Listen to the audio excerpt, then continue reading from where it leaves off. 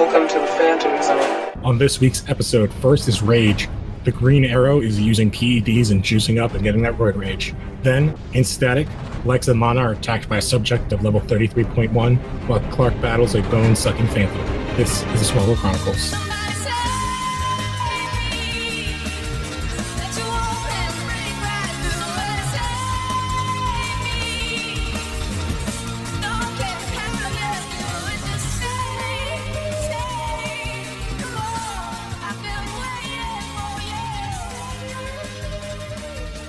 Hello, welcome back. I'm Lou Gonzalez. Joining me, as always, is the illustrious Alan Muir. Hello. So, everyone's battling the pandemic. So we're going to touch on a couple news things before we get into our episode. The first one is really cool and for a good cause, which is connected to this, which is our main Smallville trio. So Michael Rosenbaum, Tom Welling, Kristen Kirk are doing a virtual reunion for Los Angeles Ronald McDonald House. It's a pretty cool idea for them to do. I believe you basically are paying to get into it. It's a sweepstakes, but you can donate to buy more entries. Yeah, and the winner gets to have basically a conference call with the trio. And as soon as I saw the announcement of that, I was like, well, I'm not doing that. I'm not even going to try for that because, as Troy Barnes said on Community, you cannot disappoint a picture. Yes, which I never watched Community, but I did watch the Parks and Rec thing that was this week, and it kind of worked perfectly for that show. And I feel like Community is another show that could possibly do something with that, because basically they did an entire reunion episode of Parks and Rec using Zoom. But they didn't say what it was. It was their fake thing from their show, but it was Skype or Zoom or whatever. But it was very funny how they did it and how they got around characters who are together but the actors aren't. And they even included oh my god, the guy who plays Ron Swanson. Nick Offerman's real life wife, because she was in the show as one of his ex-wives. So they included her in a bit, and almost every character that was on the show as a bit part did something, even if it was commercials. They had the news reporter guy did it. That did the show. So they did it. It was pretty good. Yeah, I saw the beginning with Paul Rudd. Yeah, I was Bobby Newport. Yeah, I was like, oh shit, I forgot Ant-Man was in 2 seasons of this show. It's oh yeah, and then the retrospective, I'm like, oh, you can see the point when oh, this is when he became Star-Lord for Chris Pratt. Because he loses 100 pounds. But yeah, that was fun. And it's kind of interesting. We have a new kind of TV movie thing. Everything is still not filming, but one of the things kind of connected, which is kind of 2 stories to go with, which is the CW Superman and Lois show. You have basically the CW, and I guess basically everybody's rethinking how to do fight scenes and romantic scenes going forward in the future. And yeah, it makes sense to kind of talk about. It'll be interesting to see which shows actually make reference to this, in the shows in the future. Specifically, the more realistic ones. But yeah, they're trying to figure out how to do stuff where they can do stunts where people are 6 feet away from each other and that kind of thing going forward. And we also got casting news relatively recently, I think within the last week or two. Which is kind of out of left field, I think, for the show. But Emmanuel, I think that's how you say it, Emmanuel Chicory is going to be playing Lana Lang on the Superman and Lois show. Most famously known to be E's girlfriend in Entourage. I don't know what else she's really done. I know she's in a really, really bad movie with Lance Bass. And she was in Don't Mess with the Zohan. But yeah, so she's going to be playing that character. It's kind of interesting because I guess I always think of her as being fairly young, but I guess she's not. Yeah, looking at the photo they showed, I'm remembering 12 plus years or 10 years ago watching her when she was on the OC. It's wow, time is real. Wow, she's 12 years older than Tyler Hoechlin. I don't know how to say his name. Hoechlin. Hoechlin. She's 44 and he's 32. I'm older than Superman. That just made me sad. I have no idea who plays what's her name that plays Lois. Bitsy Tulloch. Yeah, because I've literally never seen her in anything but playing Lois, as far as I can remember. Oh, she was great on Grimm. Yeah, that was not a show I watched. Oh, she's 7 years older than Tyler. It's kind of interesting. Like, that's kind of the opposite of what most shows do, with having like a younger guy with like connected to older women. Usually it's the other way around, but it's kind of cool. Which also Tyler is the voice of Sephiroth, which is I still can't believe that. Yeah. Did you? Oh, I'm looking. Did you see the in an episode whenever it decides to come out of Legends, they are doing a Star Trek episode? Yeah, I saw that. Did you? Or I also saw the Supernatural bit they did. Oh no, I didn't see that. Is that from like a teaser for an episode that's not out yet? I think it was a recent episode because it's Sarah and Charlie in the woods looking for certain like some character, and they see a supernatural like a thing like put on a tree saying Supernatural is shooting in this area. Oh, I definitely have not seen that. That must be like I kind of put a pause in all those shows that I was watching because they've been like all off the air for a while. So like wherever I was, I kind of stopped. So I don't even remember what the last Legends episode I watched was. But yeah, so it's kind of interesting, like all this news going around with that Superman show and what they're doing with it. I think it's interesting that Lana is even in the series. But I think from what they said, it's Clark is living at home with the kids because he got fired from the Daily Planet, if I remember correctly, and that's like the basis of that show. And Lois is still working there. Yeah, it's run. But I wonder if they're going to get Adrian Pastar back as Morgan Edge. Oh, was he in Supergirl? Yeah, he was in. I think season 2 or 3. Yeah, because there was a bunch of characters they dropped. Because Lucy Lane was in season 1 of Supergirl too. It was what's his name's ex-wife, Channing Tatum's. I can't remember her name. She played Lucy Lane. Yeah, they also had Maxwell Lord. Oh yeah, what's his name from Twilight? Which they basically like don't ever mention again. Like I think they mentioned like one other time that he existed. Because I think this current season they mentioned that his company was it was with blanking on her name, the character who had the totem. Oh, the one that was in Smallville that we did a little while ago. Her character's like her character, like in the shadow thief woman. Yeah. In that episode, they show something like a news clip that Lord Industries, like their new chips in their phones are gonna be the highest or the most powerful. Yeah. Well, with Crisis. Infinite Crisis, with Crisis, they can like recast everything if they want. Be like, oh, well, that version is not this version anymore. We're on Earth Prime now, or what they're calling it, New Earth. I don't remember. I think it's like New Earth. Yeah. So Earth. Yeah, I think it's New Earth. Yeah, it's either Earth Prime or New Earth. But yeah, because like it's interesting crossover, which kind of is funny because like when you go back to the show, to like especially our episodes this week, it's like, oh, we kind of have gotten similar episodes in like especially in like Flash. I feel like just to Rage. Yeah. Oh, and Arrow, because we straight up got the Diggle thing.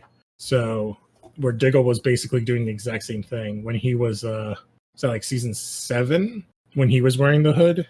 Yeah, which is kind of the exact same thing. Because to kind of do like a quick through of this episode, it's basically Oliver is jealous of Clark, and that's why he does all this. So that's this. So the first episode is Rage, 7th episode of season 6, and this is like a kind of, I think, a huge turning point for several characters in the show, like in their relationships. Because this is the beginning of the end of Lois and Oliver, the beginning of Lionel and Martha, and then basically Lana coming to terms with being emotionally done with Lex as well. So we start off with Lois and Oliver. They're having a thing. Then Lois is like, oh, I'm going to go change. And Oliver, in his giant penthouse, hears someone getting carjacked outside and gears up. and fights the thugs and then gets shot in the chest. And then it cuts to Lois is like, where did Oliver go? And basically, we're left with like Oliver's dead. We cut to like the next day, and Clark and Martha getting ready for Thanksgiving because this is like a Thanksgiving-esque episode, early November. And this is like the first major holiday without Jonathan, and this was his favorite holiday. So they're kind of really upset about it. Martha's like, oh, but we'll still have plenty to be thankful for. Lois, we're going to invite like all our closest friends. And then Lois shows up and she's like, yeah, I'm done with Oliver. He dipped out on me again last night. And she's also like, yeah, then witnesses saw the Green Arrow get shot and bleeding in the street, which Clark's like, oh shit. And goes and checks Oliver, but he's fine. But he's like, he's erratic. He's not himself. Yeah, he's kind of like druggy, like cokey in a way. Like he's flying off the handle and being really weird. And it's like, tells Clark to leave him alone. And then so Clark goes to leave, but he x-ray visions through the elevator and sees Oliver shooting up, which I guess this is like a weird reverse version of how having Oliver be the addict. And not Speedy. Yeah. Which again, to go back to Arrow, like Arrow kind of did twice in two different ways, where they had his sister be an addict, and then they had Diggle basically doing the exact same thing as Oliver in the show, which was taking a drug to like enhance himself. The whole thing actually reminded me of the Batman Venom story. Oh yeah, very much. Yeah, well, it's that same idea of like not feeling like you can do enough because you're just a normal guy.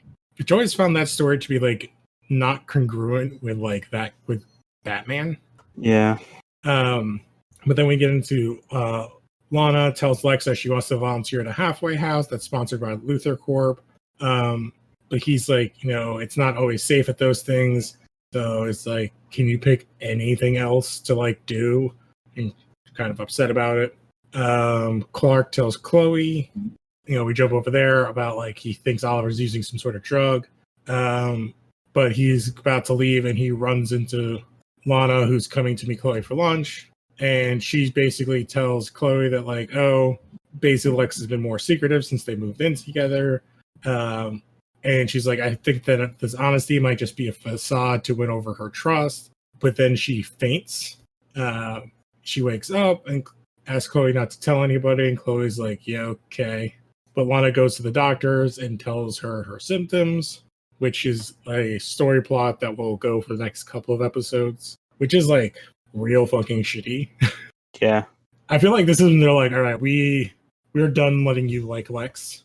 And this is like the first step of being like, hey, you're going to like hate Lex now. So Oliver is visiting this woman, Dr. Pamela Black, who is a character that's not from anything, I don't think. But I feel like she's sort of maybe like a version of like Pamela Isley. I don't know. But she's working on a drug, RL65, and then it has healing properties. But she says she stewarded the projects because the test results are dangerous and the mites are showing adverse side effects. And Oliver's like, you can't quit. Like, I'm paying you, so you're not allowed to quit. Which is, I guess, when she figures out that he's using it. Which RL65 is basically, I would say, is kind of like the mutant growth hormone. Like, it's kind of what it is. So then we cut to Clark. He's back at the tower, and he finds the vial and takes it to Chloe. Lois is also looking for Oliver, but finds the Green Arrow. And he knocks her into a glass table and then runs away. So Lois calls 911, and Oliver encounters one of the thugs again. And who's like, has a drug. It's like, yeah, I got it at a halfway house that Luthor Corp sponsors. And then we cut to Lionel talking to Martha, and he's like, I'm sorry, but I can't go to Thanksgiving. And he's kind of, it's an interesting where Lionel's like, it would be really weird, and I don't think Clark would be into it. And we kind of have to have a grown-up discussion about like us. And Lionel kind of leans in to kiss Martha, but she's like kind of taken aback. And he's like, oh, and kind of like gets out of there. But Martha then goes to the office to discuss what happened, and she's like, look, I know there's something here, but I'm just not ready to find out what that is. But I really value like us, so I would really like you to come to dinner, which she does. which is like kind of like a weird time when they're doing a heel turn, like a hard heel turn for Lex and a like baby face turn for Lionel. Yeah, this is gonna come up next season. Yeah. But I do think they do like a really good job of showing their like ascent and descent simultaneously, because they're both like in a gray area, so they don't both like. Lionel kind of becomes a little bit like he gets better, but he's not a great guy, and Lex just like kind of slowly devolves by basically every relationship around him just implodes, mostly by his own doing. But so the next thing is Clark goes to visit Lois. And she's like, I'm worried about Oliver. And Clark is like, yeah, I am too. I'm talking to Chloe. And they're like, Clark is too. So he goes to Chloe and they are finding the maker of the drug. But when they get there, they find Dr. Pamela dead. And basically they realize that Oliver and Lex are kind of fighting over her, or have been. And they're fighting over the drug. Chloe thinks that the Green Arrow killed Dr. Black. And Clark's like, no, I'm pretty sure he didn't. He's like, I'm actually thinking that Lex did, but he's like, I think Oliver's good. I think Oliver's going to go after Lex. So he goes to the mansion, but he only finds Lana, who's like sitting at the fireplace trying not to cry. And he's like, you could tell me what's wrong. And she doesn't. The next thing, Oliver finds Lex in his office. But he's dressed as the Green Arrow, I believe, right? Yeah. Yeah. So Oliver as Green Arrow goes to Lex's office. And they wife shooting each other. But Oliver takes drugs, so he's fine. Clark, he's like, what the hell's going on? And he's like, I can't believe I did this. Oliver. It's like, well, he shot me first. And he's like, let's give him the drugs and heal out. Oliver's like, why? Like, how much of a piece of garbage he is. And how much better your life would be if you would just die. It's kind of interesting where he's just like, you don't have to save him. You didn't kill him. If you just let him go, everyone's lives are so much better. And he's not technically wrong, but this is that whole like dilemma. But I suppose that comes up especially for like Batman and Superman, where it's like they can't just let someone die sometimes. They have to do the right thing. Yeah. I actually think that the Young Justice Abridged does a good idea when they just have like Batman doesn't let people die, and it's like whenever it's like, oh, but you're not people. And that's like his delineation. It's like, oh, that's kind of like a funny way to look at it. He's just like only for people. So Clark gets the drug and gives it to Lex, but it doesn't seem to work. But then like Lex kind of like pops up, which I wonder if like he survives from the medicine or if it's his meta ability. Because this is his like fourth time being shot. I believe so. So Clark goes and visits Oliver at the penthouse, and he's like, they're like, they talk about it, and Oliver's like, yeah, I know I need to stop using this thing, and I should be thankful, like, for what I can do. I was just kind of jealous about all the things that you can do, and I wanted to be able to do more. And then we cut to the kind of biggest thing in this subplot that goes forward, which is Lana goes and visits Chloe, and it's like, yeah, I regret everything I've done over the last few months. I regret all my stuff with Lex, but I'm pregnant. And it's like huge, and they hug and they're like sad. And then we cut to Thanksgiving, and Oliver shows up to the Kent farm and asks Lois forgiveness if they can get back together. Chloe like avoids Clark asking about Lana, and he avoids her asking about the Green Arrow. And Clark takes over Jonathan's duty as like carving the turkey. And wants everybody to announce what they're thankful for. And then at the end, we cut to the very awkward conversation between Lex and Lana at the dinner, where it's like super formal, and it's like the evil Disney version where they're at opposite sides of this giant lavish table, not talking to each other, and they're also all alone. So it's like even like Lionel, they're all in this tiny kitchen. Like Lionel and Oliver and Lois and Chloe and Martha. It's like, oh, and it's like they're squeezing in. And then you have this like, it's the juxtaposition between the two. And it works really well to show like, oh, especially knowing what we know, if you've watched the show before, about the oh my God, just like what we know about what Lex has done. Yeah. But I would say this is a fairly good episode. It's like there's some goofiness in it, but it's like there's so much character development in this episode for pretty much every single character, like main character, except for Lois, really gets like really good character development in this episode. So I guess I would give this like a good A minus. Like I wouldn't necessarily, this wouldn't be a show, like an episode I would show a casual fan, but like as like a hardcore fan of this series, like I think this is like a pretty good episode. Oh yeah, I loved it. I mean, I didn't like the. I mean, I don't like the like where the pregnancy angle or storyline goes. Yes, yeah. Well, but I think that's why this episode works well. Is that like even if you know where it goes, it's like, oh, the setup for that is like here and it's brutal. Yeah, I'd probably give it an A. And I did like what you said about the comparisons between Kent Thanksgiving dinner, Mm-hmm. and then just the cold, isolated Luther dinner. Mm-hmm. Yeah, it's like I do think that's one of the things the show always did well is like callbacks, and kind of like calling back to imagery. Like I think the easiest one to see is when Lionel was locked up, like in the was it not Bell Rev? What was the mental asylum, or was that Bell Rev? I don't remember. And then like Lex is there the next season. It's basically the exact same shot. Yeah, it's Belrev, and I think you have it the other way around. Was it Lex first and then it was Lionel? It was Lex first, and then Lionel because he was Oh yes, because that's when he started carving the stuff in the walls. the symbols. Yeah, but yeah, I think this is a pretty good episode. Our second episode is kind of weird because it's like two separate episodes in one, with like a really goofy like bad action in one side, and then like kind of an somewhat interesting side story that's much more interesting, with the level 31.1 stuff. So the second episode is Static. So obviously came out the week later. And basically, so we start off with Lex comes home. Lana is in bed. The alarm system goes off because of an intruder. And the security guards come and they rush him and Lana into the panic room. And then Lana sees Lex turn into, it's very hilariously bad special effect, but like, Oh yeah. like rotoscoped TV static. That's literally, like I feel like that's literally what it is, right? Yeah. And then he disappears. And we cut to Chloe shows Clark reports that there's like all these strange deaths in Seattle, from the shipping barge, which connects to the zoners. But then Lana calls Chloe and she's upset and she's like, I need you to help me find Lex.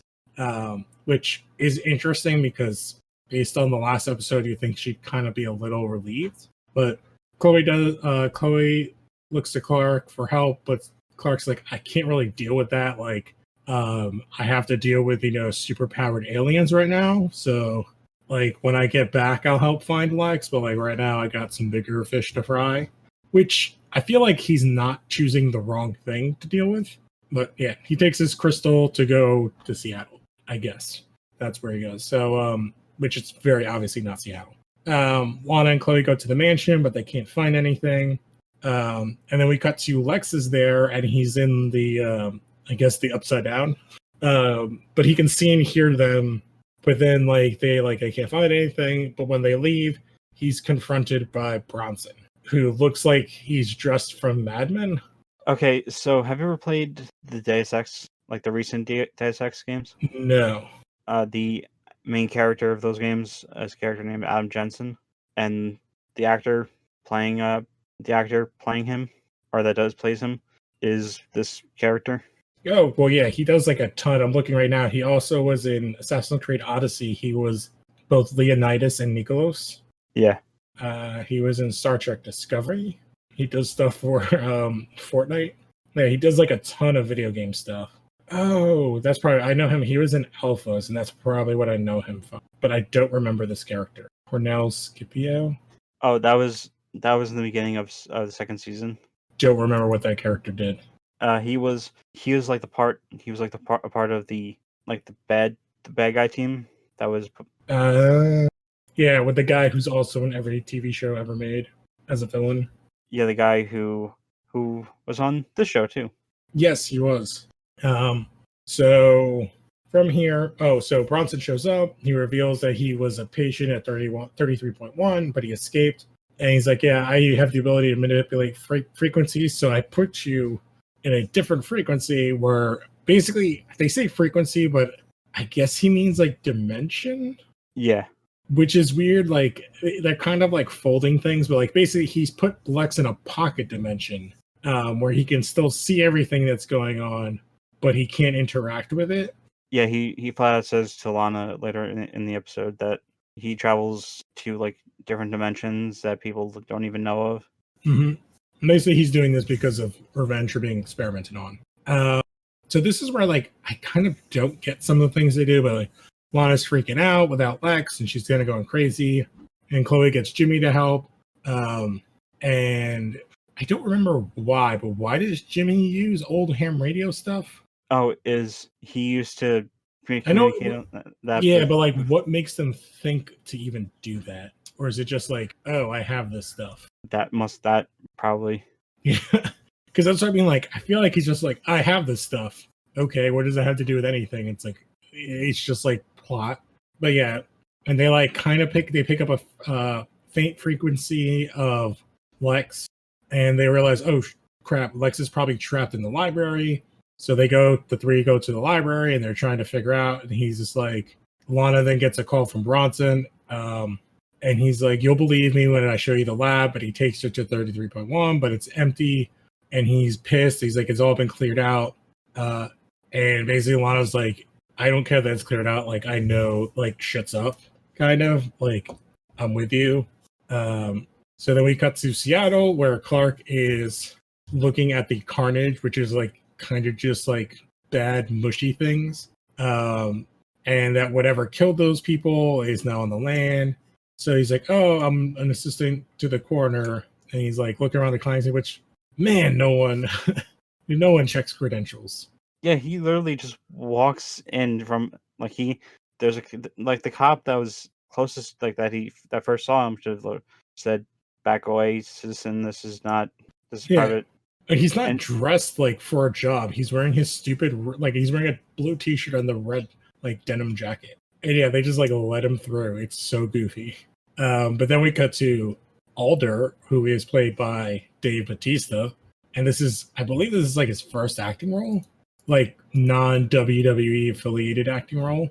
I believe so, because this was similar to the thing they did in when SmackDown was on UPN.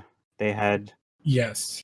Yeah, I'm looking. This is the first thing. Everything else is as like connected to wrestling or ECW. So yeah, he does this, and then he doesn't do another thing until 2009, like an actual acting thing. He doesn't do for another 3 years, which is kind of crazy seeing how he's like not like a big time actor, but like he's a pretty huge name now because of Guardians of the Galaxy as Drax, and then. Have they even said what he's going to be in Suicide Squad yet? No. I mean, there were like rumors that it's going to be Peacemaker. Yes, because I think a lot of people thought he was going to be Killer Croc, but it's not him. It's like a comedian. Yeah. So we get Batista here, and then so he's looking on the docks, and he encounters a cop, and he kills the cop by ripping his bones out of his body. And Clark goes, which is like terrible looking. And then Clark goes to use the crystal, but it has no effect. And he's like, yeah, I'm not a fan. Like, I'm a phantom, but like, I'm not like, I'm corporeal. The crystal is not going to do anything. He just chucks Clark away. And then we cut to Luthor Corp, and Chloe's hacking in to get the floor plans. But it's like, all the files have been deleted. And then Lionel appears, and Chloe's like, oh, you did all this. And asks him about 33.1, and he brushes her off. And we go to Lana's back at the library, and she's basically like jumping everything out since Lex can't respond, but she knows he can hear him. And she's like, I miss you so much. I don't want to raise their child alone. And this is how Lex finds out that she's pregnant. And Lex is like kind of blank, which you will understand when we finally get to the reveal, which I think is in like a couple more episodes, right? I think so. Yeah. So then Bronson appears, and he brings her to where Lex is, and they are reunited. And Chloe and Jimmy use the antique garbage to tune into that frequency. Bronson knocks Lana out and fights Lex. And he's like, I didn't do anything to the laboratory. But he stabs Bronson, who then is like, you moron. Like, I can't. Like, I'm the only one that could bring you back. And dies. And Lex goes to revive Lana. They kiss. And then Chloe and Jimmy use a ham radio to bring them back from another dimension. Yeah, this is just straight up goofiness. And then in Seattle, Clark's been looking for Alder all day and night, and he finds him, and Alder, like, he's beating the shit out of him, and he's about to rip his bones out. And basically, just as Clark is almost about to die, Alder falls in agony, and he's dead. Clark's like, what the heck is going on? And we see, and this makes no sense, like, power-wise, except that this is just, like, all tease. But there's a handprint burned on his back, and then he sees someone super speed away, and then he goes to give chase and steps on an Oreo. And the entity is at the end of the block, and he sees him, but his eyes, he can't make out who it is, but then the eyes glow red. And then the person, I believe, like, flies off, right? Yeah. In red. He has a red streak. Clark goes to Smallville, finds another Oreo on the floor of his loft. So that person is there, which implies that he's just walking around and eating, like, throwing Oreos in his face and dropping them randomly. Like, why is he dropping Oreos everywhere? But Chloe's like, she's worried because Clark, you didn't answer your phone the whole time. And he's like, yeah, well, shit was wild. I can't really tell you about it because he doesn't want to tell her how brutal it was. Because especially it's like kind of his fault. He says there's certain things that you don't want to know. Mm-hmm. And he's like, yeah, but the crystal didn't work. But somebody showed up and saved me, and he's more powerful than me. And Chloe's like, wait, someone's more powerful than you? And also is like kind of like weirded out. And Clark's just like looking on. And Chloe, Jimmy, and Lana go back to 33.1 to see for themselves that it doesn't exist. And Chloe's like, is this suspicious that, like, this floor is here, but, like, everything is gone? But Lana's like, oh, you're just being, like, weird and whatever. And then we cut to Lionel confronting Lex. And he's like, yeah, I cleaned up your goddamn mess. You owe me one. And you owe me, like, you need to tell me, like, what the hell's going on because I cleaned up your mess. And then Lex goes home and tells Lana that he's thrilled. And he leads her to a room filled with roses and asks her to marry him. And Lana's like weirded out by it. And that is where we end off. So yeah, this is like a wonky ass episode with like some of the worst effects the series has to offer. I'd make a case that the penultimate episode of the series would take that. Oh, for sure. But like, yeah, well, for like mid-series, like this is season 6, this is like horrendously lazy special effects with like the rotoscoping. And then story-wise, like I think at the time, like the reveal of the obviously Martian Manhunter was like being like was going to be introduced was like such a huge thing because he's such a, especially at this time post the Justice League cartoon, he is such a big important figure. So including him in any way was so big that it kind of ignores the goofiness of what happens around this introduction. Had he been killed off yet in the comics? Yeah, because Human Flame kills him. Yeah, in Final Crisis. It says 2006. When is Final Crisis? I want to say 2008, 2009. So yeah, I don't think he was. Yeah, Final Crisis 2008, and the cartoon was from when? 01 to like 06. So yeah, the cartoon must have just wrapped up, or was in the process of, like, Unlimited was in the process of wrapping up. May. So yeah, Unlimited had ended that summer. So that's kind of why I think they're like, oh, since like that show ended, they can now use him, I guess. Yeah, because I guess Oliver and Arthur are kind of they're like the first two big names, but Arthur's like a one-off at this point.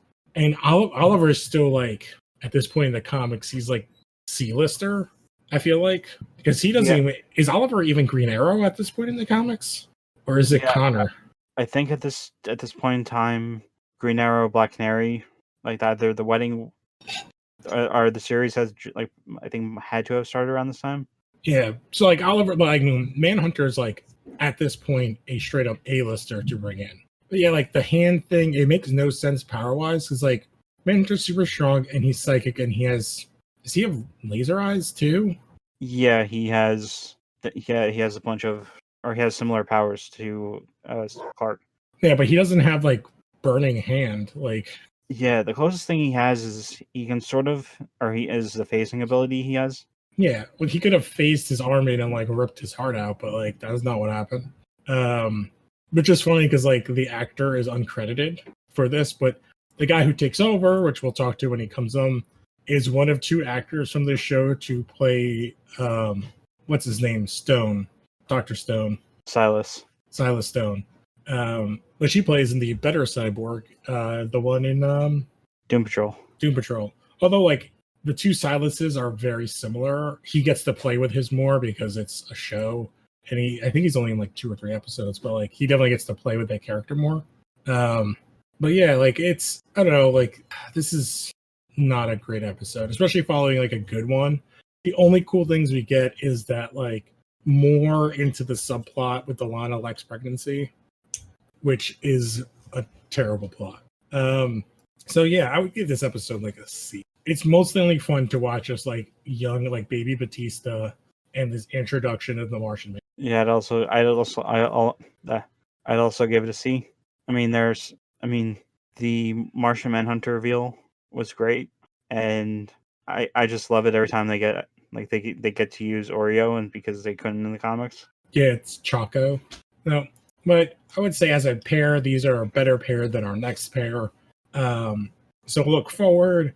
We have Subterranean, which is like is a evil farmer has immigrant slaves episode.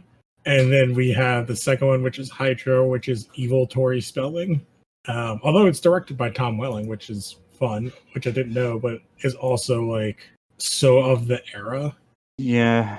But that's where it's actually like the mid-season break is in between those 2 episodes. So it's a weird pair.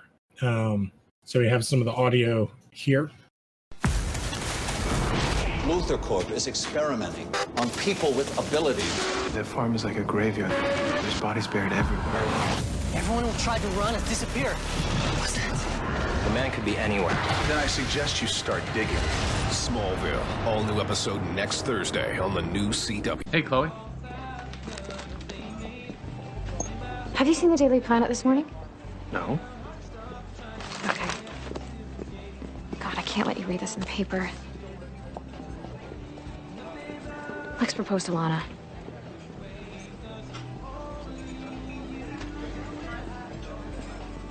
What'd she say?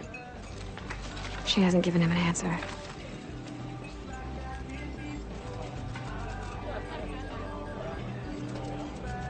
It says here it's because of me. Was this true? Chloe? I know better. I know better. You know, tried so hard to let Lana go that...